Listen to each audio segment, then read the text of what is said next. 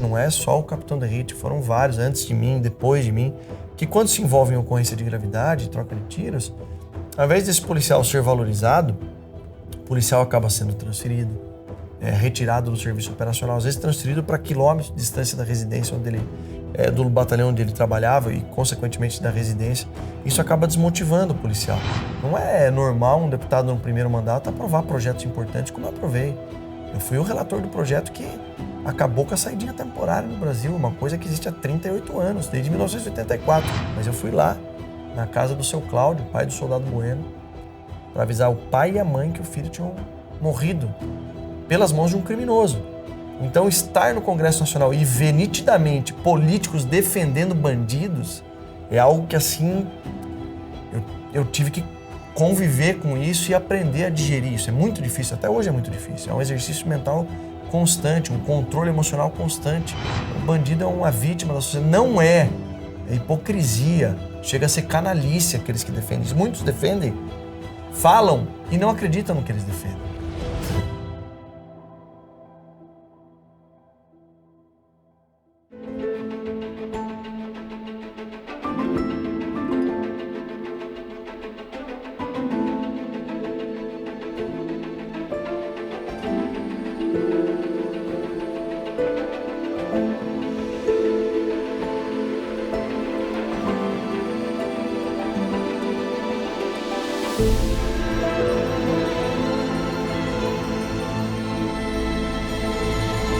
Olá, seja bem-vindo ao Contraponto, seu programa de entrevistas que recebe toda semana, para uma boa conversa, pessoas das mais diversas áreas, ideias e experiências. Eu sou o Bruno Magalhães e recebo hoje um sorocabano que é ex-comandante da Rota de São Paulo e que acabou de ser eleito para o seu segundo mandato na Câmara dos Deputados. Focado na pauta da segurança pública, ele é graduado em Direito e pós-graduado em Direito Constitucional e tem trabalhado como deputado para aprimorar a legislação penal e processual penal brasileira e, dessa forma, tornar o combate ao crime mais eficiente e, claro, com isso, reduzir os índices de violência no nosso país. Ele é capitão Derrite. Tudo bem, capitão?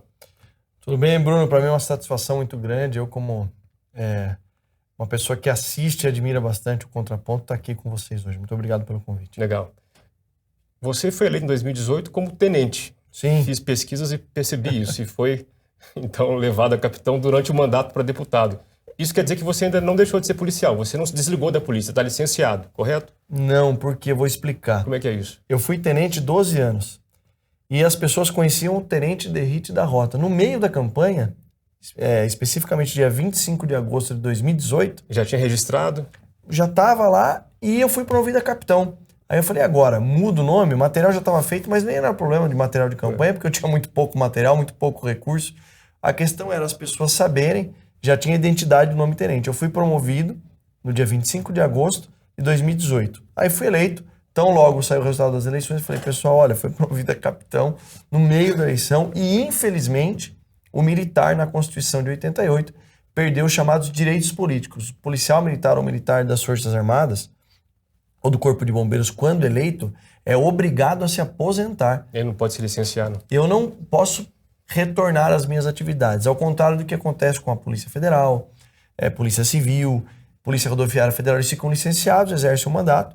Se não quiserem mais concorrer à reeleição ou se perderem o mandato, não conseguirem a vitória nas urnas, eles podem voltar para a instituição deles.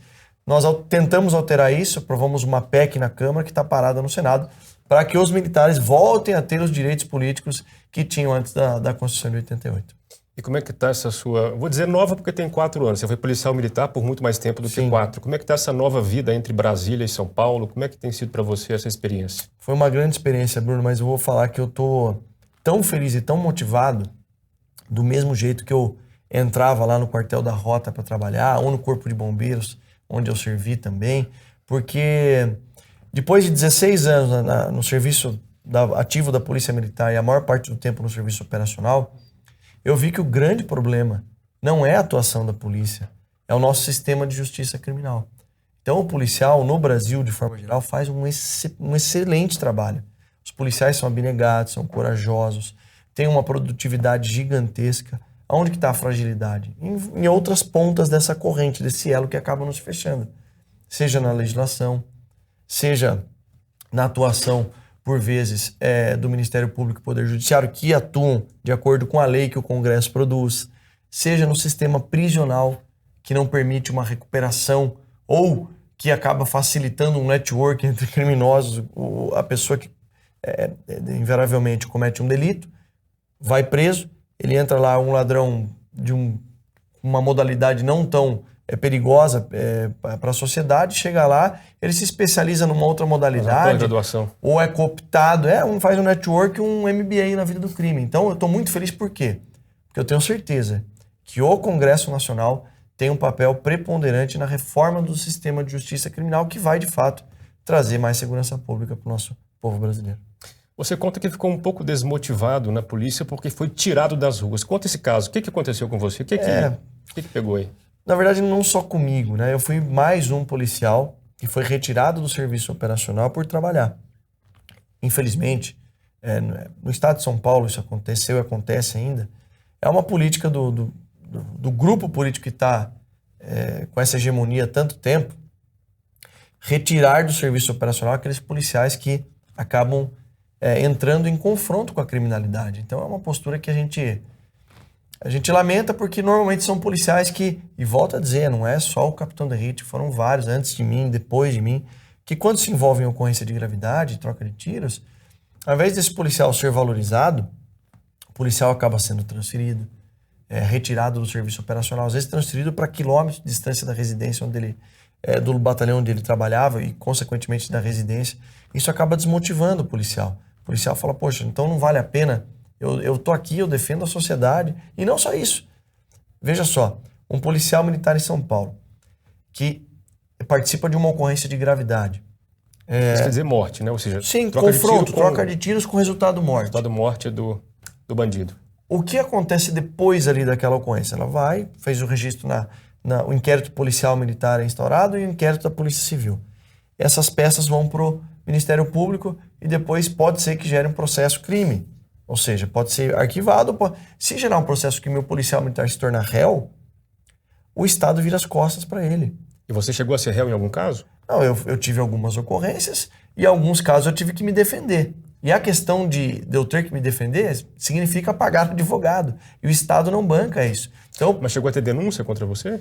Eu tive alguns casos que eu tive, não gerou denúncia, não fui nem para o tribunal do júri, nem todos os meus processos foram arquivados, porque eu atuei em legítima defesa. Sim. Mas alguns eu tive que contratar advogado, e nessa contratação do advogado, para acompanhar o processo todo, eu tive que fazer empréstimo no banco, que é a realidade do policial no estado de São Paulo. Existe uma segurança jurídica para que o policial possa, olha, eu estou aqui representando o Estado, fardado, defendendo a população, e se acontecer alguma coisa, o Estado vai me fornecer os meios necessários para me defender. Infelizmente, não existe. Você é um dos casos que não é raro aqui no Contraponto de pessoa que, vou dizer, mudou de profissão. Você está com 38, é isso? 38. Nessa faixa de idade. O que você não tinha aprendido na polícia que precisou aprender para ser deputado nesses últimos 4 anos? Acho que é a relação interpessoal, né? Eu entrei na Polícia Militar muito jovem. Eu, com 18 anos de idade, passei no vestibular da FUVEST para fazer a Academia Militar do Barro Branco. Era um sonho ser militar. Folheando o álbum de fotografias do meu pai lá no tiro de guerra em Sorocaba, eu falei, poxa, quero ser militar. Sempre fui disciplinado, sempre gostei de estudar.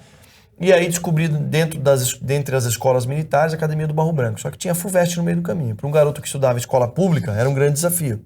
Consegui uma bolsa de estudos, fui atrás, por isso que eu acredito muito na meritocracia. Passei no vestibular da FUVEST, fui para a Academia do Barro Branco e lá, numa academia militar, num sistema militar, não tem pobre, não tem rico, não tem branco, não tem negro, amarelo. Todo mundo está numa condição de igualdade e para que essa pessoa tenha destaque, vai ter que fazer por merecer. Meritocracia.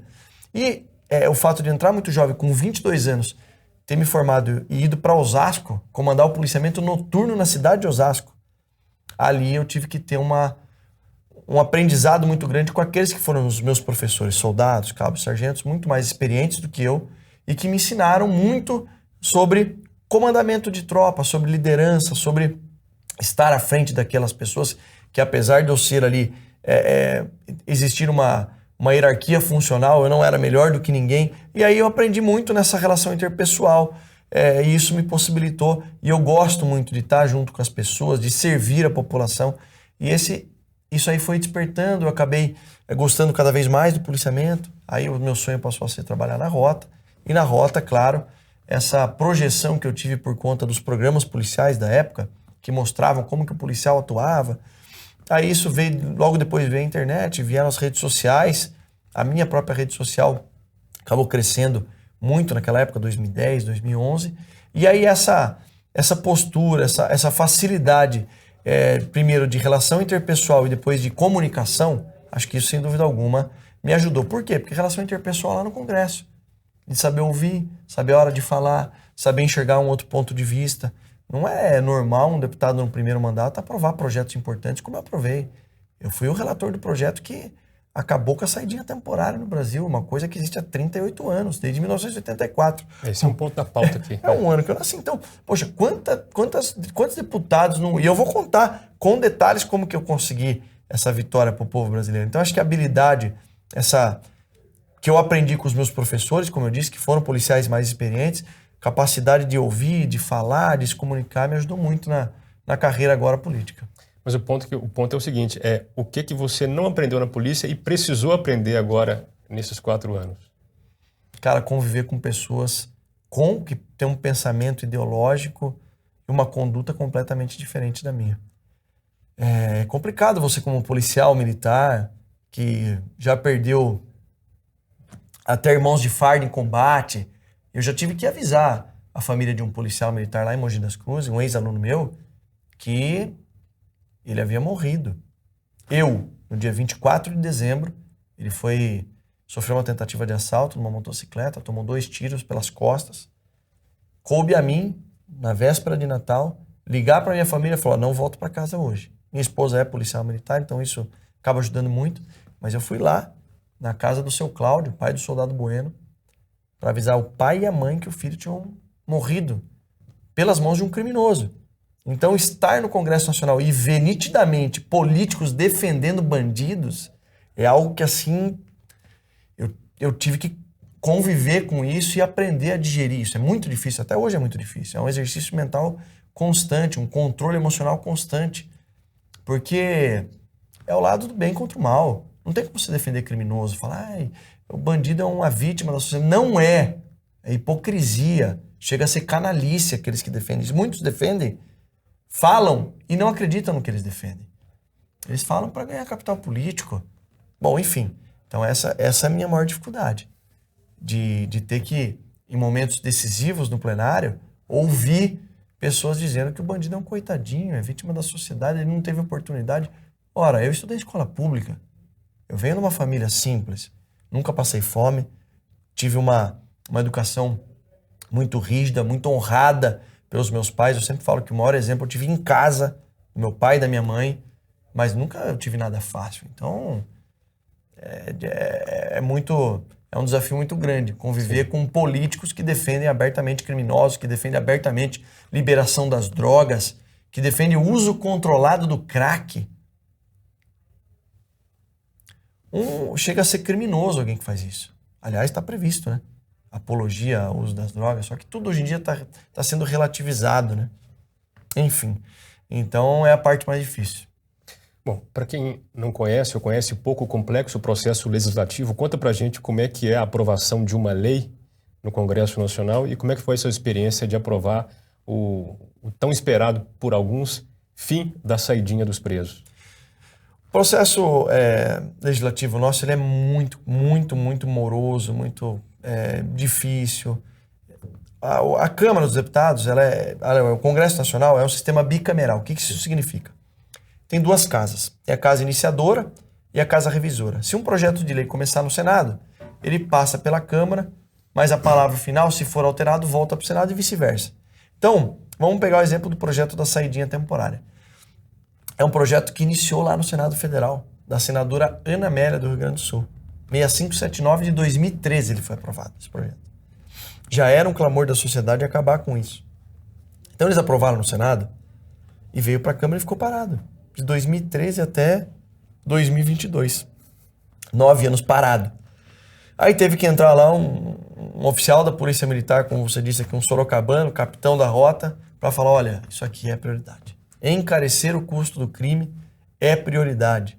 Eu tive a oportunidade, tenho até hoje de conviver com um grande cientista político chamado João Henrique Martins, que é o meu mentor intelectual, um baita já esteve aqui já no Contraponto, Mestre, ele, Major Vilardi, poxa, tanta gente preparada, Coronel Cássio, que participou também do Entre Lobos de vocês, são pessoas que vocês acertaram muito e escolheram a dedo.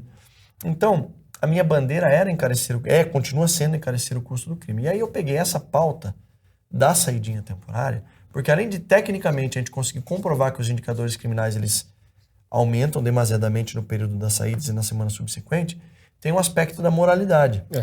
Ou da imoralidade, no caso. Né? Por quê? São os casos famosos da criminosa que matou os pais, é liberado no dia dos pais, do casal que matou o filho, é liberado no dia das crianças. E aí eu falei, como que eu vou conseguir aprovar isso? Porque nós temos nesse sistema bicameral, em cada casa, as comissões permanentes. Então na Câmara dos Deputados são 25 comissões permanentes. A Comissão da Segurança, a Comissão da Saúde, a Comissão do Esporte, a Comissão do Transporte, a Comissão de Finanças, Comissão de Constituição e Justiça, que analisa a constitucionalidade, se é ou não é constitucional. Não analisa o mérito. E o mérito é analisado na respectiva comissão que trata do assunto. Então, segurança pública, via de regra, qualquer projeto que eu apresentar, vai passar pela Comissão de Segurança Pública, que vai analisar o mérito. Se é bom, se não é, quanto que vai aumentar de pena, não vai. E lá tem um relator, tem reuniões, tem o deputado que propõe. Aí as reuniões da comissão normalmente são no período da manhã de terça e de quarta-feira. É onde tem um embate ali mais aproximado entre os deputados. E aí, aprovando ou não aprovando, se aprovado, aí passa pela CCJ, só para ver se é ou não constitucional. Daí está pronto para ir para o plenário. Só que esse pronto para o plenário entra numa fila gigantesca, Bruno. Se não tiver o requerimento de urgência, que precisa da assinatura de 171, no mínimo 171 deputados, porque daí fura essa fila, a Câmara entende que isso aqui é urgente. Então, aí aprova isso, aí vai para outra casa, toda essa burocracia que leva muitos e muitos anos. E a população, infelizmente, não entende, e é plausível que não entenda mesmo. Fora isso, nós temos 28 partidos políticos, cada um com tempo regimental de quem vota a favor, quem vota contra, tempo de liderança, então é muito ruim para a produtividade do Congresso. Esse projeto da saidinha, que já tinha sido aprovado, eu tinha um projeto também. Foi meu primeiro que eu apresentei. Só que eu não poderia ser o relator do tema, porque eu tinha um projeto aprovado. Aí o Arthur Lira me procurou, o presidente da Câmara, no ano de 2020, em dezembro, novembro de 2020, falou, o capitão Derrite, eu vou sair candidato. E eu era do partido dele, eu era do Progressistas. E eu tenho uma história com o Arthur de muito conflito amigável, porque os líderes partidários querem que o deputado vote de acordo com a orientação do partido. E eu fui o deputado que mais votou contra a orientação do partido, nada contra a liderança dele, é que eu sempre votei de acordo com as minhas convicções. Eu não entendo essa coisa, o deputado é obrigado a votar. Não é obrigado, a não ser que ele tenha rabo preso. Eu, graças a Deus, nunca tive rabo preso. Aí eu e o Arthur, a gente criou um certo respeito mútuo por conta da postura de ambos. Ele, uma postura firme, e eu também. Quando ele foi se candidatar à presidência da Câmara, ele procurou a mim para conversar com os outros 20 deputados da bancada da segurança, pedindo apoio a ele. Eu falei, não tem problema, Arthur, eu vou reunir o pessoal, eu vou te pedir. Porém, nós precisamos que se tenha uma semana exclusiva sobre o tema segurança pública, que até hoje não foi dada a devida importância que o tema merece. Semana quer dizer o quê? De votações, exato. Pôr em pauta. Pôr em pauta os principais projetos que você possa ouvir da bancada da segurança, o que cada um tem para falar, e cada um possa indicar um outro projeto e a gente chegar no consenso. Ele falou, tudo bem. E da minha parte, tem esse projeto aqui. Aí eu falei da saidinha temporária. Mas esse projeto é polêmico. Eu falei, Arthur, eu vim aqui para fazer o que tem que ser feito, cara. Como é que passou esse projeto com tantos partidos de esquerda contrários a essa ideia? Então, aí o que eu fiz? Qual que foi a estratégia? Primeiro, arquivei o meu projeto, porque já tinha um mais antigo. O seu próprio? O meu próprio, porque o da senadora Amélia já tinha sido aprovado no Senado. Tá.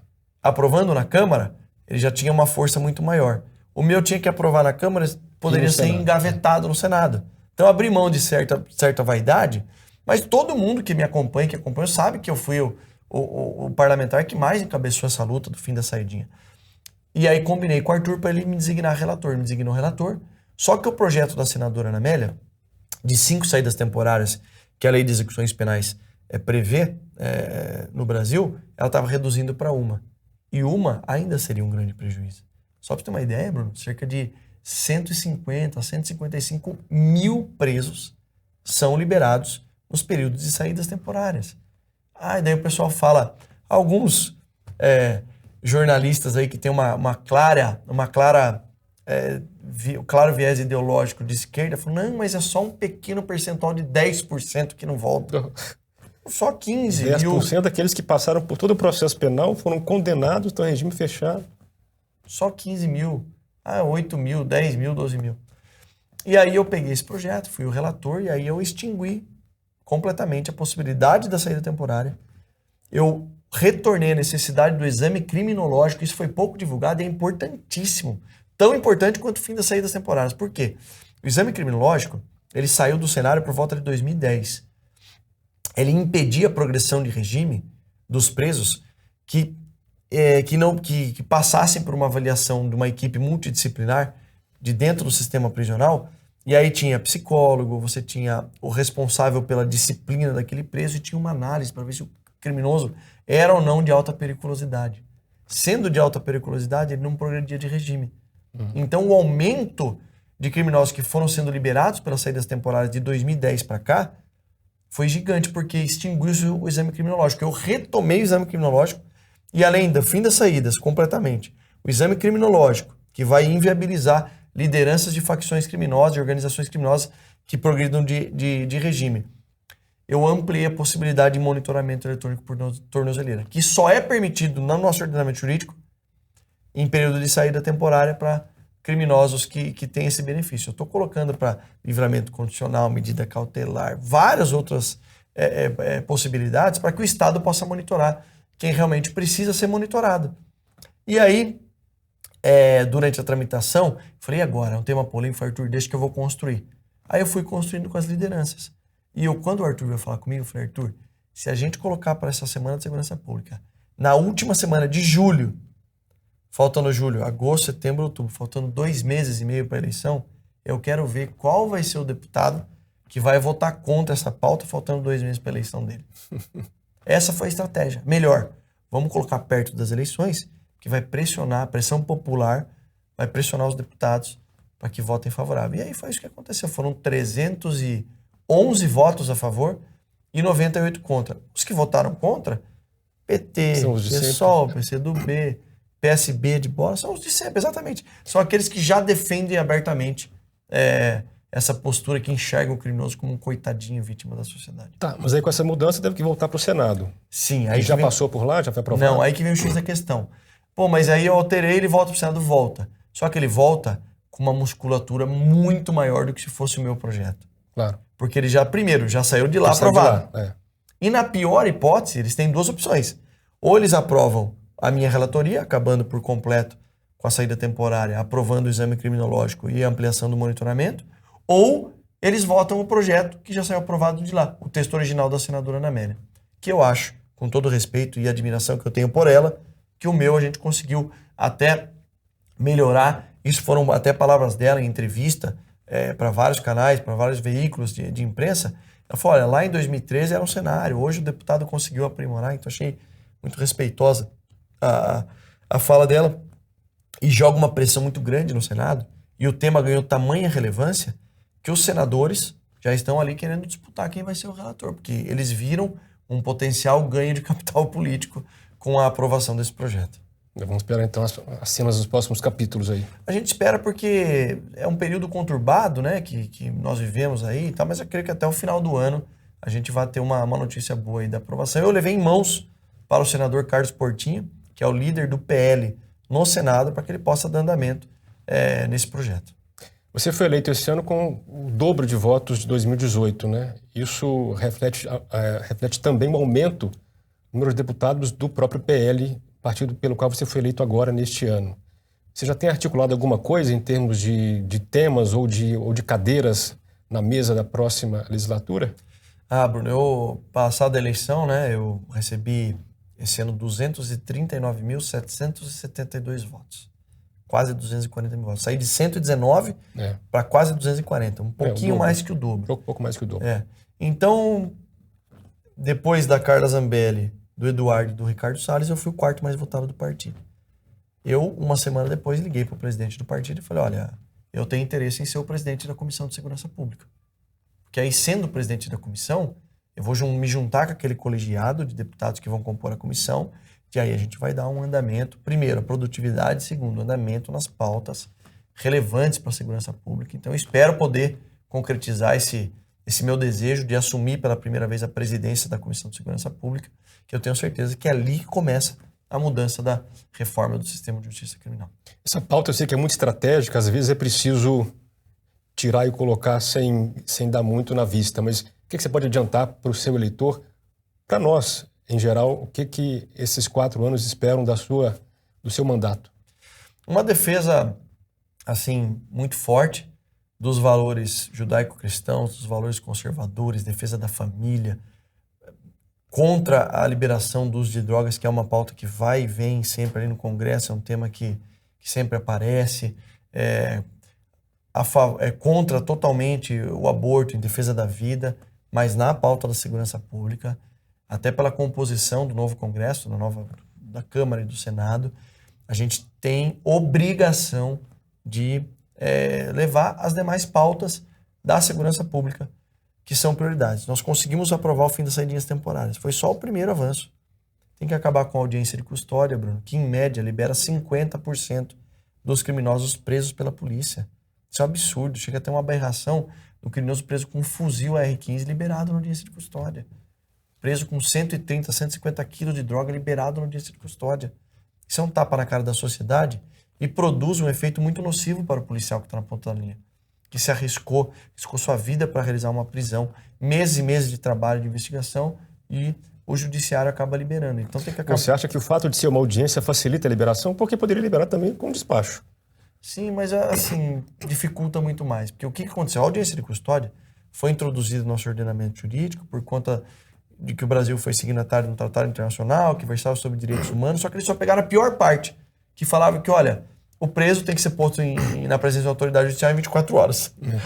Vários artigos desse tratado internacional que falavam sobre proteção da vítima não foram incorporados e não foram aplicados. Então, a audiência de custódia, ela acabou facilitando a liberação do criminoso preso e produzindo uma apuração disciplinar no policial.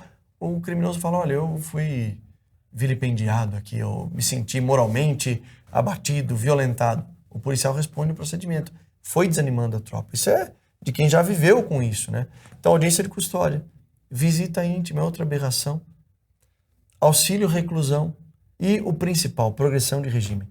É inconcebível um criminoso, e tem vários casos até famosos, que mata o próprio marido, uma criminosa que matou o próprio marido, condenada a 19 anos, reduz para 16, cumpriu 10, está na rua. Como é que você explica para outra parte? Como que você explica para a família dessa vítima? Independente do que havia, pega qualquer outro caso, esquece o caso famoso. Como que você explica para a vítima, para a família de uma vítima que morreu? Essa é a resposta que o Estado dá?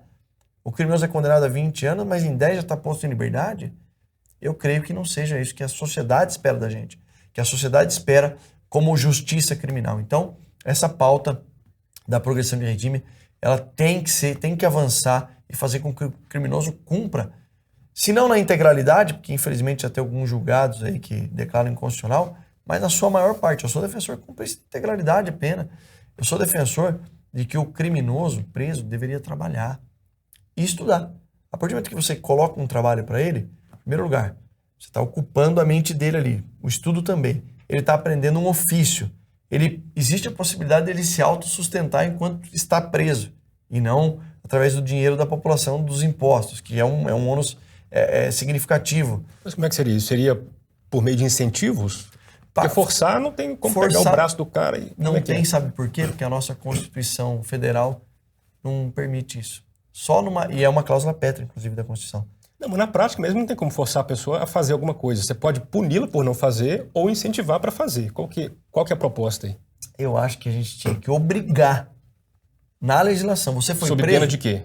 Sob pena de que o cara vai cumprir na totalidade o regime, não vai ter nenhum tipo de benefício. Aqui já tem tantos benefícios que os caras estão mal acostumados, né? Mas, por exemplo, podia estudar eventualmente uma progressão de um regime, nem que seja mínimo. Tem isso. A ideia é tornar mais duro o sistema Sim. e ir soltando aos poucos conforme a pessoa vai querendo trabalhar. Porque o cara que trabalha e aprende um ofício dentro da prisão, porque hoje o que é o sistema prisional?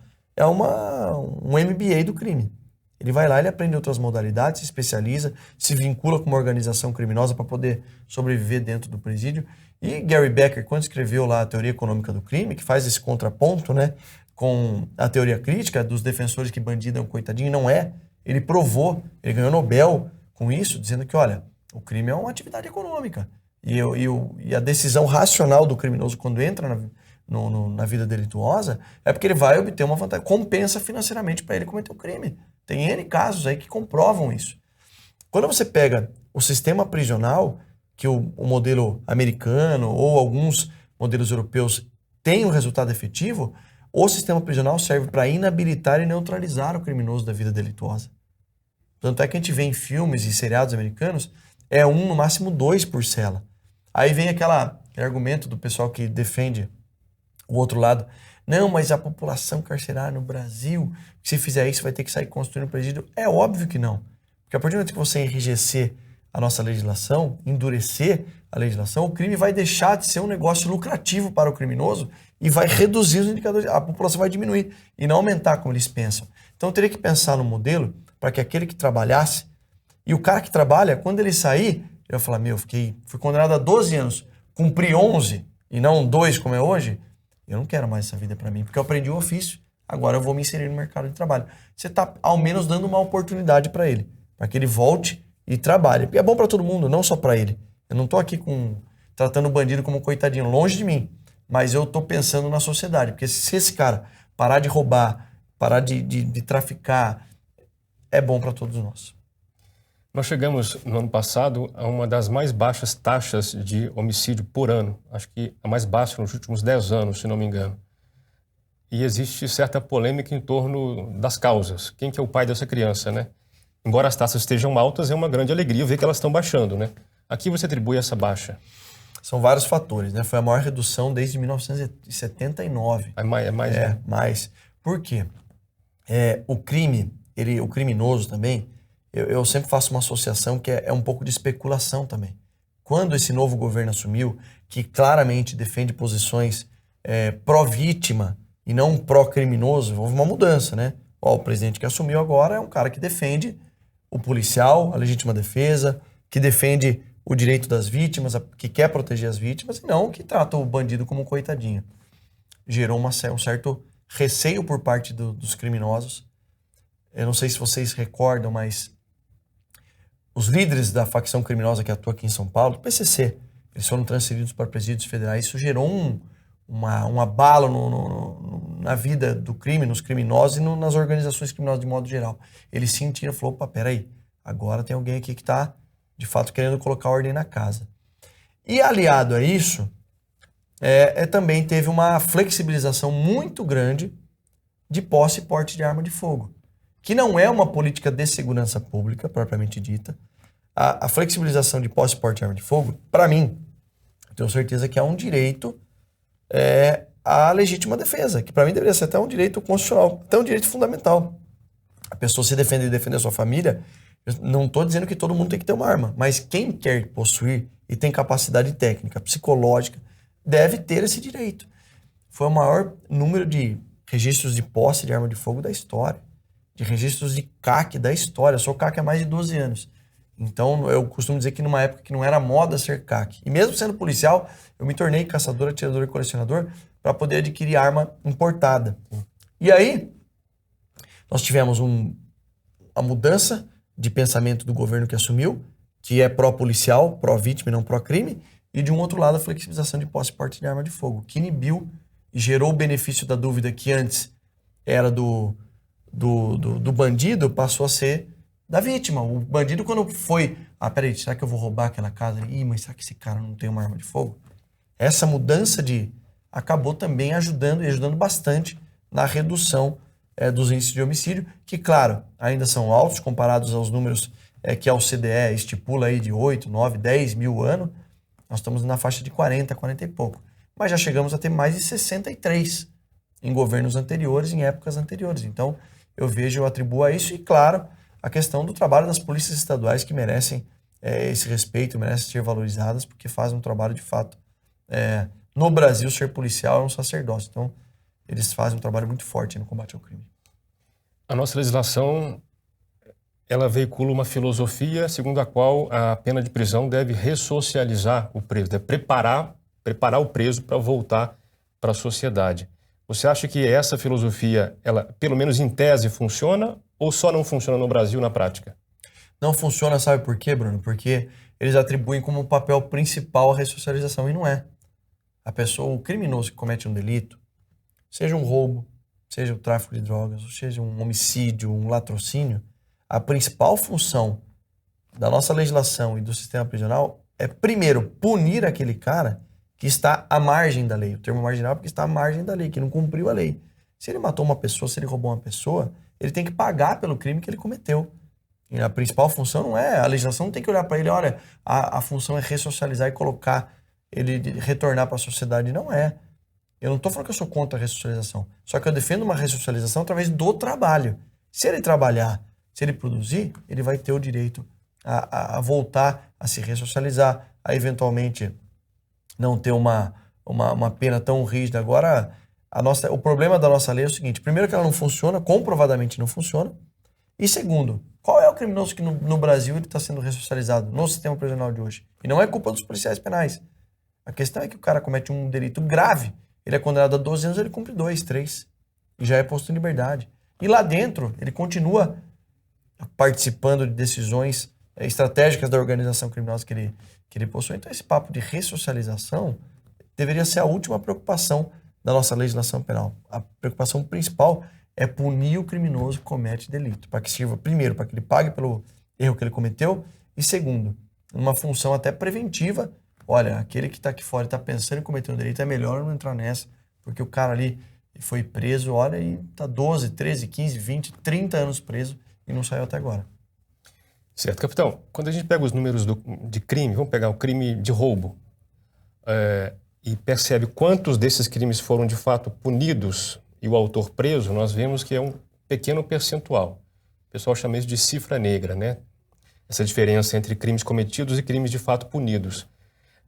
Você que tem experiência tanto como policial como quem formou em direito, agora tem uma visão também de parlamentar, quais são os problemas que ocorrem desde o cometimento do crime até a punição que impedem que essa cifra de punição seja maior? Olha que absurdo aqui, Bruno. Estado de São Paulo, dados do Ministério Público aqui de São Paulo. Vamos pegar um crime que ele aflige muito a sociedade. Crime de roubo. O de roubo. Pegar um crime de roubo que tá lá um cidadão trabalhador no ponto de ônibus, vem o criminoso com uma arma de fogo, aponta a arma na cara do cidadão, pega o celular dele e vai embora. Ou rouba o dinheiro, ou rouba o relógio. Roubou. De cada 100 crimes de roubo no estado de São Paulo, 1,98%. Cada 100? De cada 100, 1,98 chegam na fase de pena. Vamos arredondar para cima, vai? De cada 100, 2 chegam na fase de pena. O problema não é essa cifra, essa abstinência, vamos assim chamar, de punição para quem merece ser punido. O problema é que a impunidade, ela gira em torno de 98% num crime de roubo, que é um crime que aflige tanto a nossa sociedade. O problema é que nós estamos num nível absurdo, inaceitável de impunidade para o criminoso. Porque no meio do caminho todo você tem baixa resolutividade de delitos, não é culpa da polícia judiciária, da polícia civil. A polícia civil, infelizmente, não tem estrutura aqui em São Paulo, propriamente dito, não tem efetivo, não tem estrutura, não tem tecnologia, enfim, vários problemas, e não é culpa deles. Eles ficam no distrito, na central, só atendendo a polícia militar, elaborando flagrante, porque não tem efetivo para investigar. Tá, não é culpa, mas está ali o problema, né? Sim, claro. E aí você tem uma outra questão. Vamos lá, para cada 100 crimes de roubo, para chegar nesses 2 que punem, lembra que eu falei que tem audiência de custódia no meio do caminho? Desses 100 aí, ou desses 98, metade foram liberados, talvez, na audiência de custódia. Então isso é um absurdo. Tá, mas isso não quer dizer que não vai ter processo, né? Mas o problema é que a fase de pena não chega, não fecha a conta.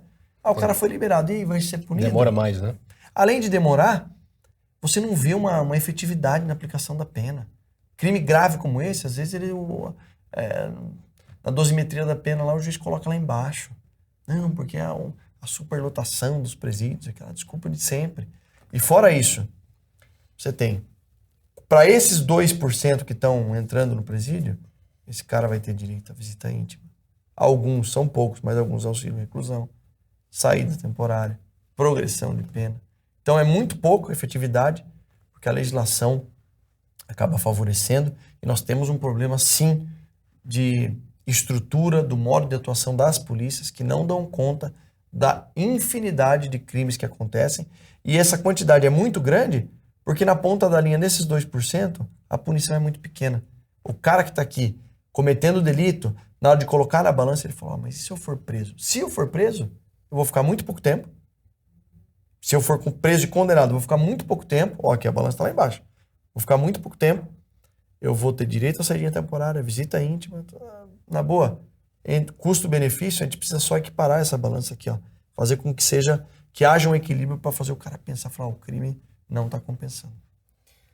Quando acontece de algum policial militar, de fato, abusar um pouco do uso da força necessária, abuso de poder em algum caso específico, é comum algumas pessoas dizerem, mas se a polícia for cumprir exatamente a lei, o crime vai avançar e a gente perde o controle. Você acha que isso faz sentido? Faz sentido e é muito ruim para todo mundo. É ruim para a sociedade, é ruim para o policial, que às vezes se excede na sua atuação. E um outro ponto, se ele estivesse excedendo ali contra um criminoso, existe até um clamor da população que é tranquilo. Mas e quando eventualmente pode acontecer com um cidadão de bem? Então é muito prejudicial esse sentimento, essa impunidade, essa fragilidade na legislação, que gera um sentimento no policial, e não no policial, mas na sociedade de forma geral. Um dia eu estava numa palestra e fiz uma seguinte brincadeira lá com a plateia, né?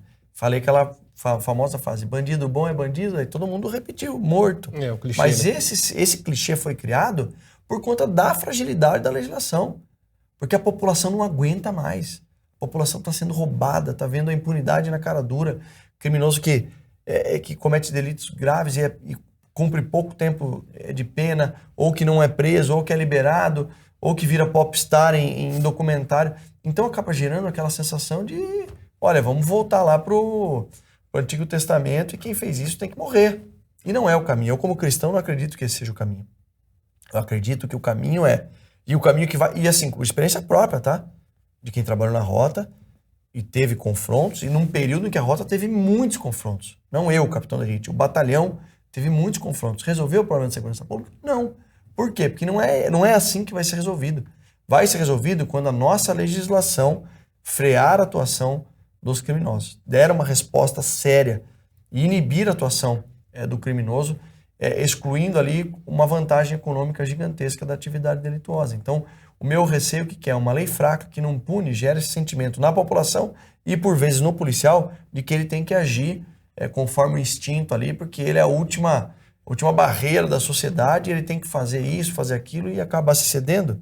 Aí, depois que ele comete um abuso, ninguém fica do lado do policial. A população que estava ali aplaudindo vira as costas e fala, olha, veja bem. E aí o policial sai prejudicado nessa situação. Vamos falar sobre o acesso a armas de fogo, tema que nós já esbarramos aqui.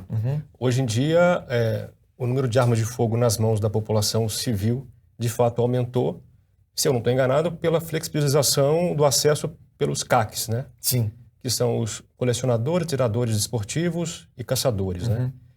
Esse modelo é suficiente para você? Não. Não, porque o CAC Parece que esse é um atalho que foi tomado, não é? Muitas vezes, infelizmente, né? Tem muita gente que pratica, que são atiradores, que vão nos clubes e tal, e tem muita gente que fala, olha, para eu ter uma arma em casa, qual que é o caminho? Eu vou me tornar um CAC. Eu vou para ter uma facilidade. Alguns até, poxa vida, eu estou preocupado, eu não consigo nem porte de arma. O que aconteceu? Tem que contextualizar. Sim. Em 2005, houve um referendo para que a população fosse às urnas e colocasse opinião. Você é a favor ou é contra a comercialização de armas e munições? E por volta de 65% da população brasileira, colocou lá, votou favoravelmente a comercialização de armas e munições. E aí o governo, que na época era um governo de esquerda, criou todas as barreiras possíveis e imagináveis, inviabilizando completamente posse e porte de arma de fogo. Fazendo até política, propaganda na televisão, com atores, olha, devolva a sua arma e tal, e pombinha, e tudo vai ficar bonito, e lindo e maravilhoso. Beleza, aquele que tinha arma devolveu. Agora eu te pergunto, o criminoso lá do Complexo do Alemão, ou aqui das favelas, com todo respeito, não é pejorativo, as comunidades aqui em São Paulo, o pessoal do narcotráfico devolveu? Óbvio que não. O pessoal do crime organizado compra arma numa loja pagando imposto? Óbvio que não também, vem do comércio internacional de armas. Então, essa questão da flexibilização de armas que foi colocada via decreto pelo atual presidente, foi uma questão assim, olha, eu sou defensor da posse e porte de arma de fogo. O que eu posso fazer é por decreto, porque quem tem a legitimidade para tratar desse assunto? Congresso Nacional. Tem um projeto de lei 6438 que está parado lá, não avança. Que aí sim o Congresso tinha que se posicionar e falar assim, olha, é a minha posição, tá? Somos a favor da posse de arma de fogo e do porte para o cidadão idôneo. Aí colocar os critérios. Já tem critérios extremamente rígidos. Tem que ter ocupação lícita, antecedente criminal limpo, passado idôneo, residência fixa, demonstrar e comprovar capacidade técnica via treinamento, psicológica para uma avaliação. Então, o Brasil possui a legislação mais rígida em termos de posse e porte de arma de fogo.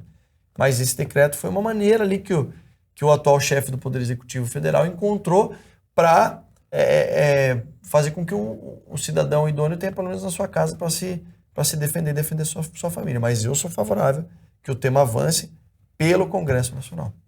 Bom, se a população em geral sofre tanto com a criminalidade, por que seus representantes lá na Câmara, ou parte deles, é tão avessa a endurecer a lei penal, capitão? Essa foi a mesma pergunta que eu fiz no dia do plenário, no dia da votação do projeto de lei do fim das saídas temporárias. Inclusive, eu utilizei o exemplo de um criminoso que se tornou famoso, que foi o Lázaro Barbosa. Houve até uma operação grandiosa lá. Chegou a ser morto no final das contas, né? Foi neutralizado pela polícia de Goiás, junto com a polícia de Brasília. Houve uma operação muito grande ali. E ele foi um dos caras, um dos criminosos. Veja só, na primeira ação dele, ele matou 4 pessoas da mesma família, 2 de uma outra, esfaqueou e estuprou uma mulher de uma outra. Extremamente violento, perigoso, e foi beneficiado por uma saidinha temporária. E aí eu usei esse exemplo e falei, quem votar contra o meu relatório está votando a favor de que novos Lázaros saiam das cadeias e cometam inúmeros delitos. E aí não entra na minha cabeça, porque como que assim? E eu falei, depois da votação, falei, hoje é um dia que a Câmara dos Deputados podem ter certeza que a população brasileira tem orgulho da Câmara dos Deputados, porque ela fez valer aquilo que é a nossa missão, ser a voz do povo. Nós somos representantes do povo. E para cada 100 pessoas que eu perguntava sobre saída temporária, as 100 eram contra. E por que a gente não dá essa resposta? Por que o Congresso, por que a Câmara não aprova medidas importantes? É uma coisa que eu acho que nós estamos vendo um processo no Brasil diferente. A população acompanha muito mais a política hoje em dia. Muito mais. E antes não acompanhava. E esses políticos que não entenderam isso, muitos foram caindo. Por isso que a renovação a cada legislatura está se tornando assim, maior, ou às vezes, se não maior, significativa. Que não era comum, né? Era sempre aquele mesmo grupo que ia vindo e tal. Então, eu acho que é um processo, estamos vivendo um processo de mudança.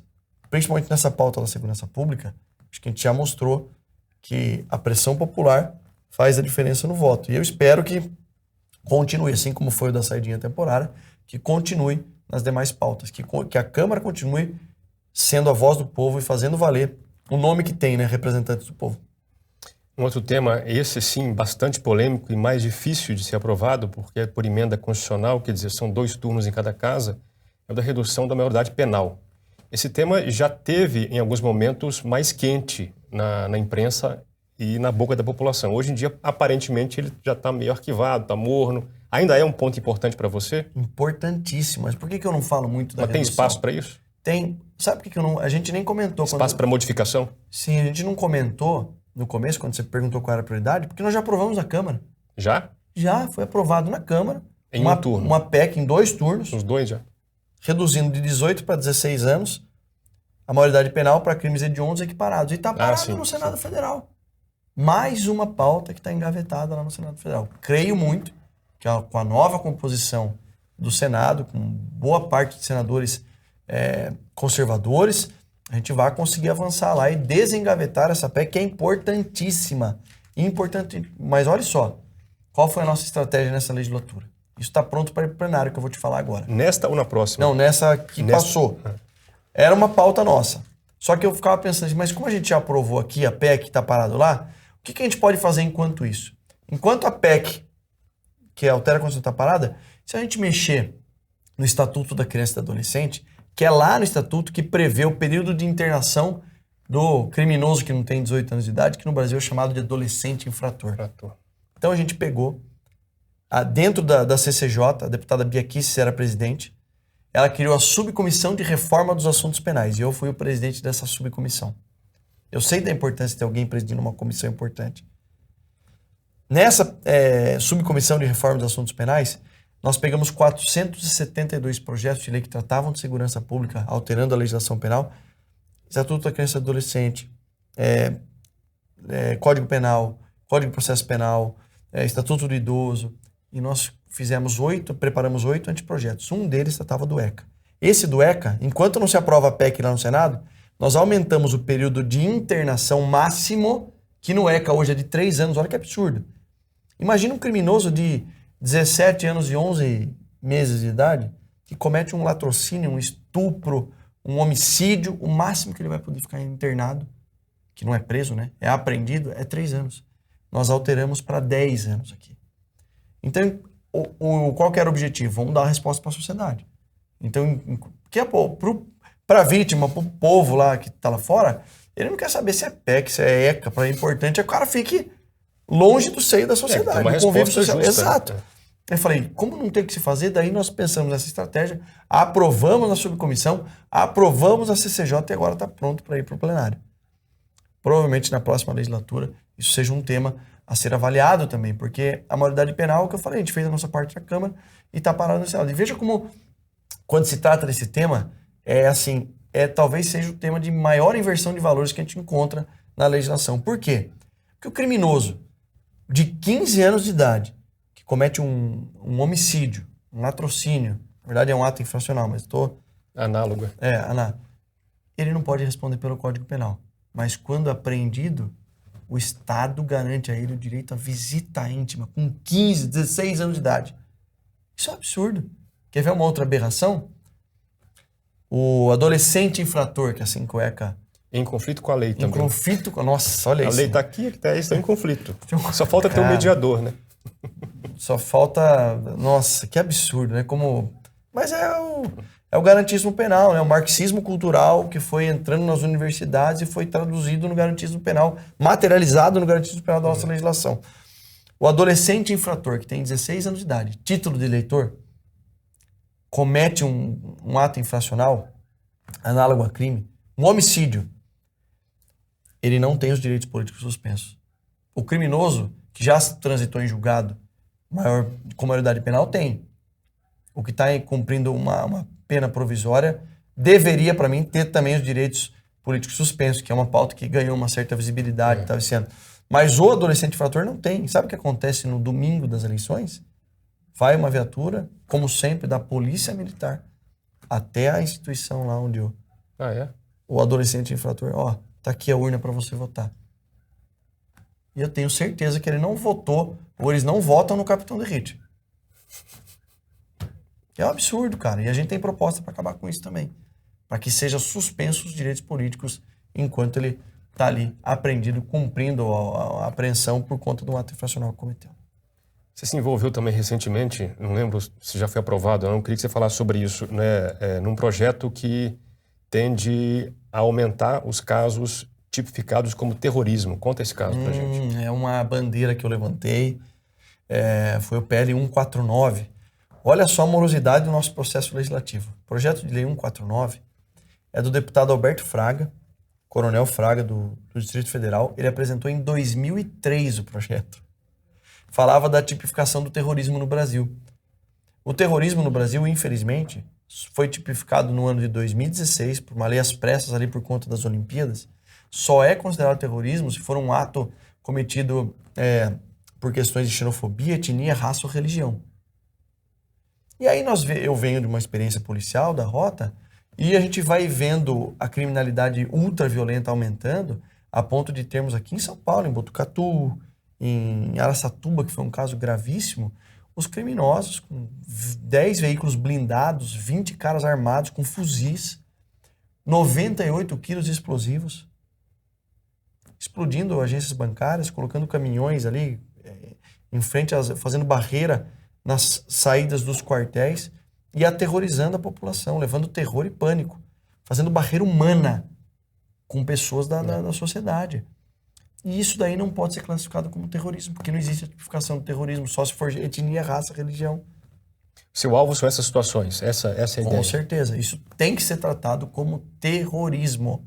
E claro, um endurecimento da lei, do cumprimento da pena, no presídio que ele vai cumprir a pena, podendo cumprir em presídio federal, que é um outro sistema, onde estão lá os líderes de facções criminosas, com uma pena muito maior daquela que, via de regra, ele vai responder por um roubo, majorado por um uso de explosivo ou fuzil e talvez uma formação de quadrilha. Mesmo assim, a legislação acaba favorecendo. E nesse caso de Araçatuba, olha só como o crime ele é um negócio, é uma atividade econômica. O líder da facção criminosa que atuou, que arquitetou todo esse plano, a polícia civil chegou até ele. Foi preso, para minha infelicidade, lá na minha cidade, em Sorocaba. Informalmente, o policial perguntou para ele, e aí? Ele falou, não, eu investi 600 mil reais nessa ação, porque eu iria lucrar alguns milhões. Caramba. Fica muito claro que é uma atividade econômica, é um negócio, o crime é um negócio. E adivinha o que aconteceu com ele? Foi liberado na audiência de custódia. Foi solto? Esse é o nosso sistema de justiça criminal no Brasil. É por isso que eu entrei na vida política, é por isso que eu me candidatei, que eu estou dando a minha cara a tapa, arriscando a minha segurança da minha família, como eu já arriscava, como policial, mas lutando por pautas que às vezes muitos políticos nos bastidores falam assim, pô, Derrite, você vai mexer com isso, pô? Vou, com certeza, mas isso é perigoso. Eu falei, amigo, você não sabe o que é a vida de um policial militar em São Paulo. Você não sabe o que é perigoso. E para eles não é novidade nenhuma. Eu nunca gostei do crime organizado. Eles também nunca gostaram de mim. Nós sempre tivemos lados opostos. Comigo não tem meia conversa com bandido. Para o bandido, é o rigor da lei. Só que o rigor da nossa lei é muito fraco. Tem que ser tolerância zero contra o crime, mas que tenha uma legislação que dê a sustentabilidade para que exista justiça criminal. Porque no Brasil não existe. Infelizmente não existe.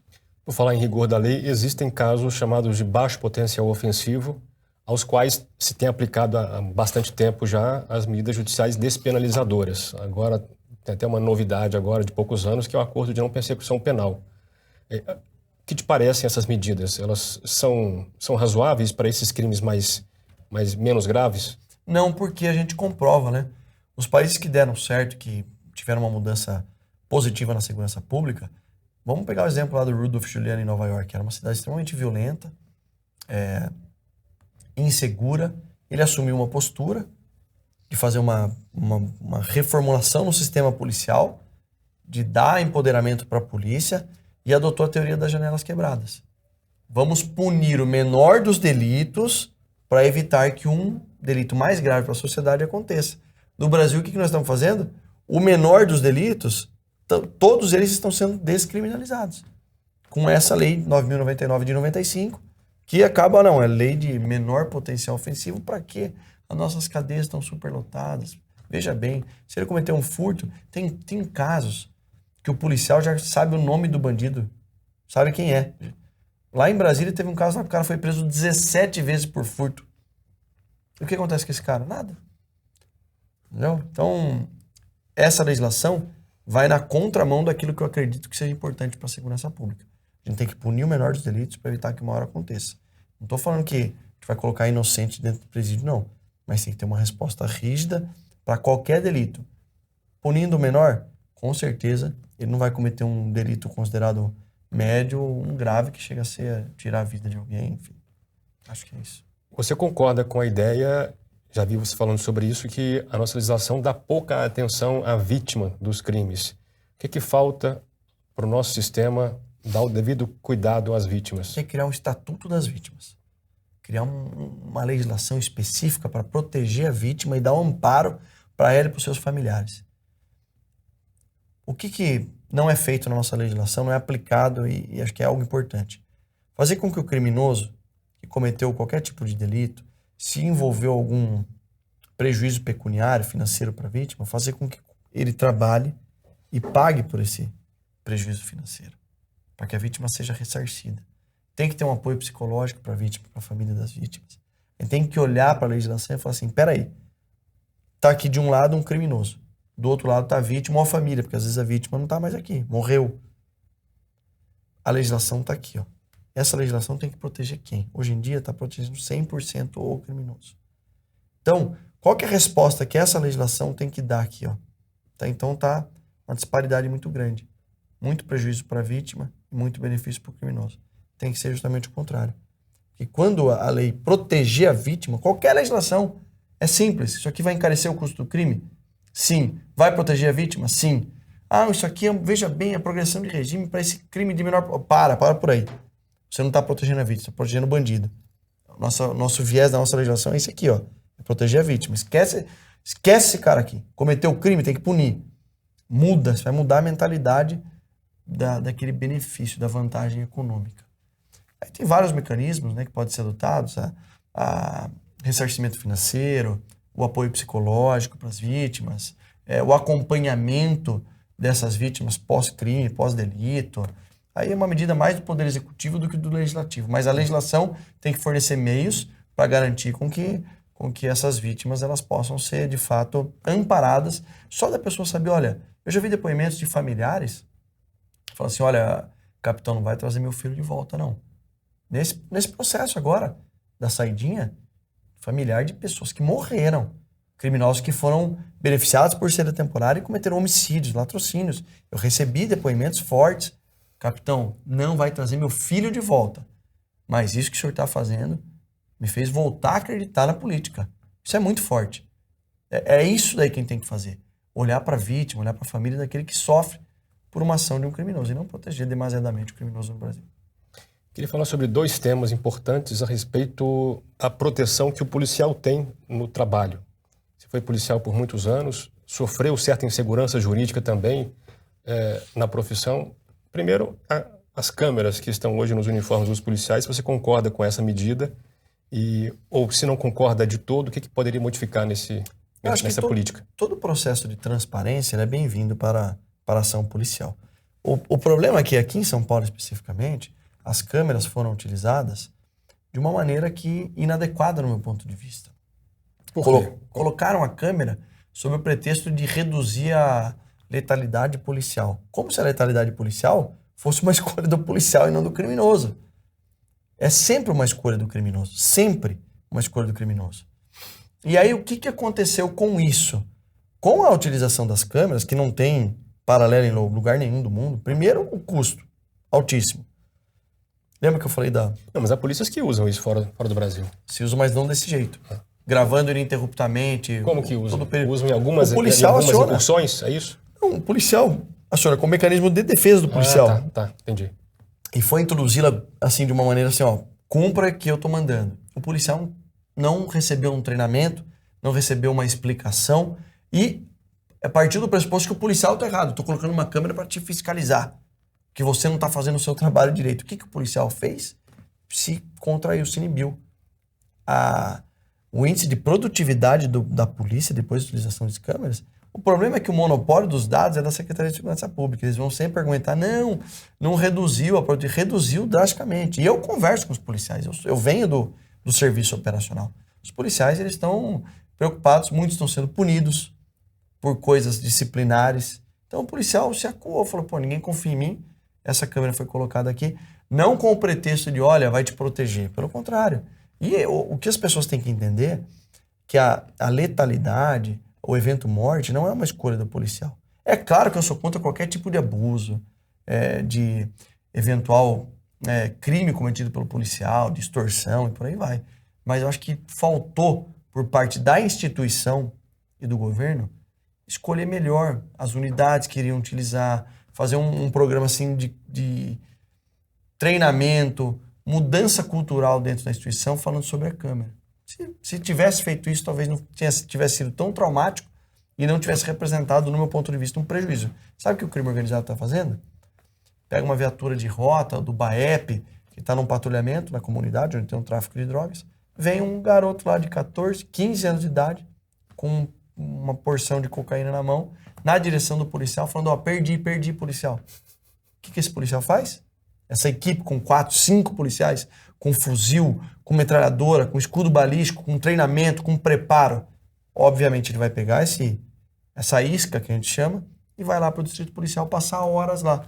E aí você tira de circulação do patrulhamento uma equipe altamente preparada, especializada para ficar horas no DP, e o tráfico de drogas está ali, ó, a todo vapor, vendendo droga, porque o crime organizado lucra com o tráfico. Então eles estão preocupados com isso.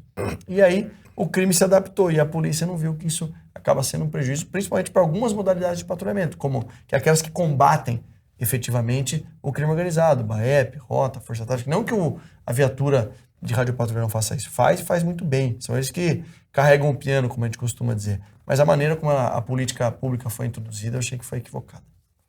O outro ponto é a legítima defesa. O Código Penal já prevê essa modalidade de exclusão do crime. No projeto anticrime do Sérgio Moro lá atrás, cumprindo promessa de campanha do Bolsonaro, havia uma tentativa de modificação do artigo 25 do Código Penal, mas minha impressão na época, lendo essa modificação proposta, foi que ela seria basicamente retórica, porque já está proposta lá, essa discriminante, né? Você acha que tem que mudar isso ou tem que mudar alguma outra coisa que não a legislação? Eu acho que é importante a gente colocar na legislação alguns pontos de segurança para o policial. Porque, infelizmente, mesmo não estando na legislação, o entendimento majoritário, doutrinário do Ministério Público, do Poder Judiciário, é que oferece a denúncia para o policial, gera um processo crime, manda ele para o júri, depois a gente vê o que dá. Entendeu? Tinha que ter uma proteção um pouco maior antes de gerar um processo crime, porque é constrangedor o policial que passa por isso. Ele fica ali, às vezes, 15, 16 anos esperando um julgamento. Isso gera problemas psicológicos, claro, e tal. Tinha que ter uma segurança jurídica maior para o policial. Mas como? Então, é algo que precisa ser estudado, assim, não é tão simples de falar. Mas a legítima defesa, durante o serviço policial, é algo que, ao invés de partir do pressuposto, muitas vezes que parte de que o policial está errado. Vou te dar um exemplo, o policial foi numa operação qualquer, numa comunidade aqui em São Paulo, no Rio de Janeiro, os criminosos estão dando tiro de .50, munição antiaérea, de fuzil 762. O policial vai lá e troca tiros. Se aparecer qualquer vítima baleada, primeira coisa, não foi policial. Tira o policial da rua. Gera um processo. Calma, peraí. Tem que ter pelo menos, até que haja uma investigação, uma perícia de que arma saiu, qual foi o projétil que atingiu essa vítima. Tem que ter uma proteção para que o policial não seja taxado de criminoso, porque é o que acontece hoje em dia, né? Mas agora, como fazer isso é algo que a gente precisa discutir muito, porque, como você mencionou, já existe um amparo da legítima defesa. Só que, como eu disse, né, muitos juízes e promotores acabam não aplicando de fato, tendo uma interpretação de que o policial, olha, é fácil para nós aqui, que estamos aqui conversando, analisar uma ação de um policial que estava lá entre a vida e a morte. Então, temos que criar mecanismos de segurança jurídica, não só durante o ato, não só para defender um eventual processo crime. Não estou falando que tem que passar a mão na cabeça de eventuais desvios de conduta, não é isso, nem carta branca para matar, também não é isso. Mas também a parte de defesa do policial, para que não tenha que tirar dinheiro do bolso, fazer vaquinha no quartel onde ele trabalha, vender carro, para poder pagar um advogado decente para defendê-lo num processo crime. Tem uma questão filosófica para a qual eu não tenho resposta, pessoal. Eu queria ouvir sua opinião sobre isso, capitão. Quando criança e adolescente, viajando com parentes, via que era costume nas estradas, isso década de 80, né? Talvez seja o pós-regime militar, aquele clima e tal, de avisar o motorista que está vindo no contrário de uma blitz policial que estava acontecendo lá atrás. Ou seja, ó, cuidado aí e tal. Ou seja, se ajuste aí porque tem polícia na estrada, né? Isso, quando eu era jovem, me parecia bizarro, porque, caramba, ali pode ter um criminoso, um assassino que está fugindo, né? Mas, mais tarde, isso ganhou um upgrade, até Twitter, não sei se hoje ainda é moda isso, mas tinha Twitter que avisava, né? De blitz em cidades, cuidado ali e tal. Aplicativos, né? Aplicativo também, Mas veja, eu comecei a pensar sobre um outro ponto de vista e fiquei confuso, deu um bug na minha cabeça. Evidentemente que eu não faço isso e acho que isso é imprudente fazer. Mas existe uma certa solidariedade entre as pessoas contra a autoridade que elas julgam injusta. Isso não te parece que seria um ponto positivo? Ou seja, de as pessoas estarem se ajudando contra o Estado?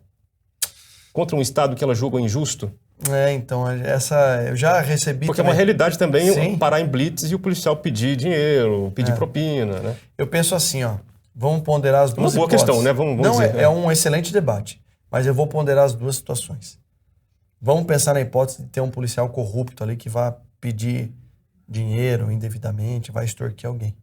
E vamos pensar numa outra situação que é uma vítima refém no porta-mala. E quando eu falo vamos pensar numa vítima, eu sempre jogo assim, vamos pensar se fosse o meu filho. Cara, pode ter 1 milhão de policiais ali que o policial corrupto é a exceção, graças a Deus no Brasil. Se for 1 milhão de vezes o policial me extorquindo, mas para garantir a vida de uma pessoa, já valeu a pena ninguém fazer o sinal do farol. Então eu sou o maior defensor do outro lado. Que nós devemos proteger a vida das pessoas, que ali pode ser um sequestro. Eu já vou te contar uma ocorrência que eu me deparei quando eu trabalhava na rota, na Zona Leste. Eu passando de veículo, um criminoso, que eu só fui saber depois que era criminoso, dirigindo um veículo, era um Corsa preto. Com a esposa do lado, uma criança de colo. Criança de colo. E um garotinho de uns 8 anos de idade. Ninguém aborda um veículo com uma criança, uma mulher, uma criança de colo. Não é suspeito, né? Só que a hora que eu olhei pro olho do criminoso, os policiais que estavam ali, eles esboçou uma certa respeito. Porque a rota ela é muito respeitada por todos, pela população, pelos policiais que não são de lá e principalmente pelo criminoso. Aí o cara eu falei, encosta ali do lado. Foi até um policial que trabalhava comigo, o Dantas, falou, encosta aqui do lado. Aí eu encostei, falei, ô amigo, tudo bem aí? É sua família? Eu tô com a minha família e tal, no linguajar dele, né? Falei, tudo bem, não. Ele meio que querendo dar um showzinho, eu falei, fica calmo, fica tranquilo. Ninguém vai mexer com a sua família, vamos respeitar, vamos respeitá-lo. Agora encosta ali que eu quero ver a sua habilitação e o documento do carro. Bem tranquilo, tá? Nós estamos aqui, nós vamos respeitar a sua família. Encostou, o cara estava transportando 2 quilos de cocaína embaixo do banco. E qual que era o gatilho que ele usava? A armadilha ali para disfarçar. A esposa com a criança de colo. Usava a família. Então eu me preocupo muito das pessoas quererem avisar um outro que está vindo ali. Pode ser um traficante, pode ser um sequestro. Então, como eu disse, eu prefiro acreditar sempre na boa intenção do policial, por mais que saibamos que é um ser humano e existem desvios de conduta em que pese serem poucos, graças a Deus, mas me preocupa mais a outra situação. Você foi policial por 16 anos, é um homem da ativa e agora está no parlamento. Ou seja, me parece que você não é, por natureza, alguém que fica filosofando sobre a vida. Embora, claro, reflita, tem curso superior e tal. Mas eu queria que você deixasse uma questão aqui para quem está nos ouvindo, uma grande questão que te incomoda, que você não conseguiu resolver e que vale a pena o público refletir sobre ela. Acho que o público tem que refletir qual é o país que nós queremos para o futuro e qual é o seu papel enquanto cidadão de colaborar com esse processo de mudança. Por quê? Se tem uma coisa que aqueles que estão lá no Congresso Nacional ou em qualquer outro cargo, qualquer outro poder, têm um certo receio, guardadas algumas proporções, é da pressão popular. E hoje em dia as redes sociais revolucionaram isso. Quantas pessoas vão nos assistir aqui? Eu não sei. Milhares, talvez, determinado. Então, participe de toda decisão. Não espere do Estado. Não ache que você é um simples cidadão que não vai ser ouvido. Você está sendo ouvido. Principalmente pelas autoridades políticas que exercem algum papel em algum dos poderes. Então, exerça o seu direito constitucional, seu exercício de cidadania previsto na Constituição Federal e cobre das autoridades. Participe da vida política. Desde que a sociedade ocidental começou a ser formulada lá, a filosofia grega, os valores judaico-cristãos, todo mundo, claro, antes era muito restrito, hoje em dia eu julgo que todo mundo tem voz. Todo mundo tem voz. Você consegue falar com o presidente da República se você mandar um direct lá na rede social dele. Então participem, porque o cidadão comum me ajudou muito em momentos decisivos lá no Congresso Nacional. Então esse é o recado que eu deixo. O mandato lá de deputado, ele é temporário. Eu estou aqui cumprindo uma missão que eu creio 100% que seja uma missão divina. Foi Deus que tirou um garoto de uma escola pública lá de Sorocaba, que estava no ápice da vida dele, ser oficial da Polícia Militar, e colocou no Congresso Nacional. Então, participem das decisões políticas importantes do nosso país, porque vocês estão sendo ouvidos. E a última questão, você é cristão, queria saber como é que a religião influencia a sua vida profissional. Demais, demais. Valores morais, né? Cara, eu tenho um processo, assim, de proximidade com Deus que foi algo que mudou minha vida. E foi graças à minha esposa que isso aconteceu. É algo que é a base, assim, da nossa família. É algo que, infelizmente, vem sendo relativizado, a fé cristã, mas foi o que fez com que o Ocidente chegasse até aqui. Isso é inquestionável. Então, ter Deus constantemente na minha vida é algo que me dá força para continuar. Porque, por vezes, a gente trabalha e não existe um reconhecimento, ou o reconhecimento não é tão grande quanto a gente esperava. A gente lembra da vida daquele que tem que ser o nosso norte, Jesus Cristo. O que é ser cristão, afinal de contas? Não é só conhecer a palavra. É tentar ao máximo, por mais difícil que seja, eu não digo impossível, mas por mais difícil que seja, seguir os ensinamentos de Cristo e tentar imitá-lo. Ser o que Cristo foi aqui na Terra. Isso é ser cristão. Conhecer a palavra e seguir a palavra. Então, quando eu vejo, às vezes, poxa, eu faço tanto, trabalho tanto, e vem, mas político isso, político... Cara, Jesus Cristo foi crucificado. Ele era Deus na Terra. Ele não cometeu pecados. Ele não errou em nenhuma... E mesmo assim, o ser humano foi lá, o crucificou. Então, tem que voltar os nossos olhos para Deus, saber o que nós estamos de passagem nessa vida e que a gente tem que deixar um legado positivo para que a sociedade melhore, o mundo melhore. Deus, para mim, é gratidão eterna a tudo que Ele vem fazendo na minha vida e espero que continue fazendo e que eu seja instrumento dele aqui na Terra. Muito bom, capitão. Ótimo papo. Obrigado, Bruno. Eu que agradeço. Abraço. Parabéns pelo trabalho. Nos vemos aí. E você que chegou até aqui, muito obrigado pela sua audiência. Aguardo você no próximo Contraponto.